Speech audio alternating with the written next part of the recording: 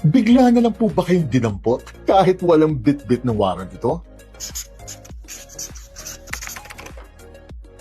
Kasama po sa right to due process o sa karapatan nating dumaan sa tamang proseso na hindi po tayo pwedeng arestuhin kung wala naman pong warrant para sa ating pag-aresto. Maliban na lang po kapag pasok po sa tinatawag nating valid warrantless arrests ang pagkakadampot po sa inyo. Kaya kapag bigla na lang po kayong inaresto, ito po ang dapat gawin ninyo. Una, manatili po kayong magalang at kalmado at humingi po kaagad kayo ng kopya ng warrant of arrest po ninyo. Tandaan po ninyo na hindi po kinakailangan may kopya kaagad ng warrant ninyo ang umaresto po sa inyo. Subalit obligasyon po nilang ipakita po kaagad ito sa inyo sa lalong madaling panahon po as soon as hiningi po ninyo ito. At kung nakita nyo na po ang warrant at mukha naman pong legit ito, sabihin nyo na lang po kaagad sa humuli po sa inyo na nais nyo pong gamitin ang karapatan po ninyong manahimik at magkaroon po ng isang abogado at tahimik na sumama na po kayo sa presinto. At ang pangalawa, kapag wala naman po silang warrant na maipakita at kapag sinabi po nila na isang warrantless arrest po ang ginawa nila, itanong nyo po kaagad sa kanila kung ano po ang legal na basihan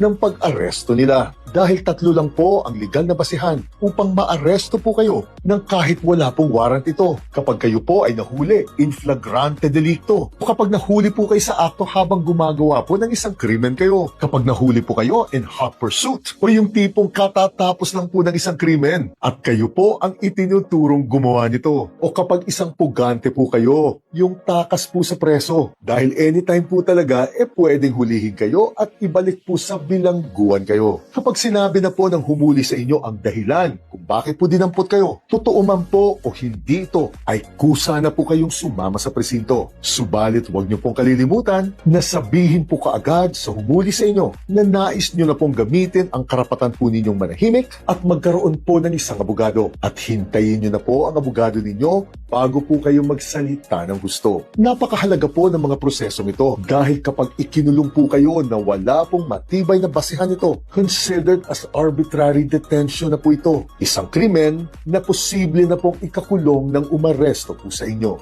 Gine.